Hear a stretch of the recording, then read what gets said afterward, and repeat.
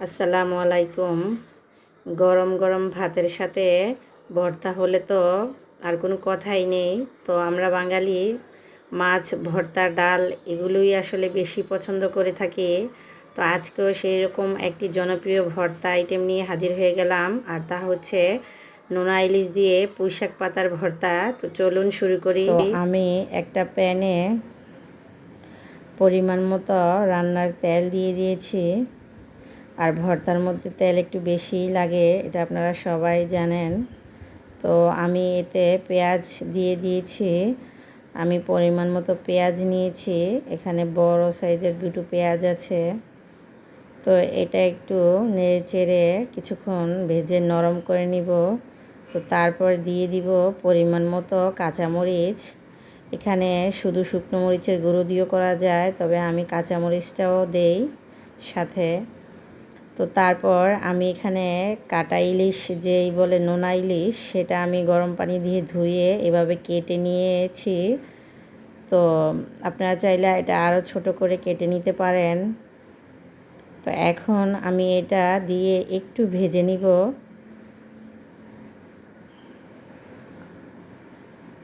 কিছুক্ষণ নেড়ে চেড়ে ভেজে নিয়ে তো তাতে আমি দিয়ে দিব স্বাদ মতো লবণ। আর এটা যেহেতু নোনা ইলিশ, তো এখানে অবশ্যই লবণ রয়েছে এই শুটকিটাতে। আর তারপরে দিয়ে দিব রসুন বাটা। তো সেজন্য আমাদেরকে লবণটা একটু কমিয়ে দিতে হবে। তো রসুন বাটাটা না দিলেও পারেন, আর দিলে ভালো, যেহেতু রসুন ভর্তার মধ্যে দিলে আলাদা ফ্লেভার আসে। তো আমি এখানে বাটাটাই দিচ্ছি। 1 চা চামচ শুকনো মরিচের গুঁড়ো। এখানে কাঁচা মরিচটা অনেক ঝাল, সেজন্য আমি 1 চা চামচ শুকনো মরিচের গুঁড়ো দিয়েছি। তবে আপনারা আপনাদের ঝালের টেস্ট অনুযায়ী এখানে মরিচের গুঁড়াটা ব্যবহার করতে পারেন। তো তারপর দিয়ে দিব কিছুটা পানি, যাতে শুটকিগুলো সিদ্ধ হয়ে আসে। তা আমি এখন একটু নেড়ে চেড়ে ঢাকনা দিয়ে এটা ঢেকে কিছুক্ষণ জাল করে নিব। তো ভর্তার মধ্যেও এই কষানো হলে মশলাটা বা শুটকিটা, তাহলে কিন্তু খেতে অনেক সুস্বাদু হয় আর ভালো লাগে।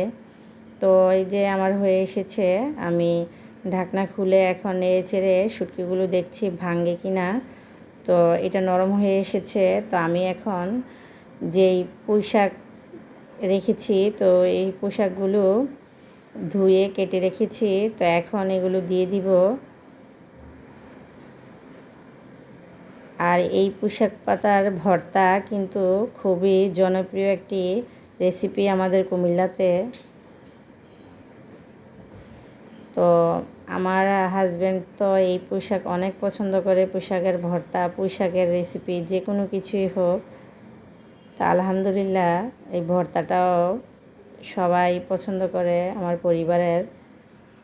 তো আপনারাও এভাবে বানানোর চেষ্টা করবেন, বা না খেয়ে থাকলে একবার ট্রাই করার চেষ্টা করবেন, ইনশাল্লাহ আপনাদের কাছে ভালো লাগবে। তো আমি এটা ঢাকনা দিয়ে ঢেকে দিয়েছিলাম, তারপর উঠিয়ে তো আমি এটা একটু নেড়েচেড়ে আবার মিশিয়ে ঢেকে দিয়েছি। তো আমি মিডিয়াম টু লো হিটে এটা রান্না করছি, কারণ পাতাটা সিদ্ধ হওয়া লাগবে। তো এই যে সিদ্ধ হয়ে গেছে, এখন আমি আরেকটু শুকিয়ে নিব পানিটা। পানিটা যত শুকানো হবে তত ভর্তাটা ভালো লাগবে। আর যদি ভর্তার মধ্যে পানি থাকে তাহলে কিন্তু ভর্তাটার এত টেস্ট হবে না। তো এই যে আমি নেড়ে চেড়ে এটা শুকিয়ে সুন্দর করে নিচ্ছি, সফট করে নিচ্ছি, যাতে এটা খেতে ভালো লাগে। তো এইভাবে পুঁইশাক দিয়ে ভর্তা কে কে পছন্দ করেন কমেন্ট করে জানাতে পারেন। তো রেসিপি কেমন লেগেছে অবশ্যই জানাবেন। ভালো লেগে থাকলে ভিডিওতে একটি লাইক দিয়ে চ্যানেলটি সাবস্ক্রাইব করে পাশে থাকা বেল বাটনটি অন করে দিবেন, যাতে আমি নতুন নতুন রেসিপি আপলোড করার সাথে সাথে আপনাদের কাছে নোটিফিকেশান পৌঁছে যায়। আজকের মতো এই পর্যন্তই। আল্লাহ হাফেজ। আসসালামু আলাইকুম।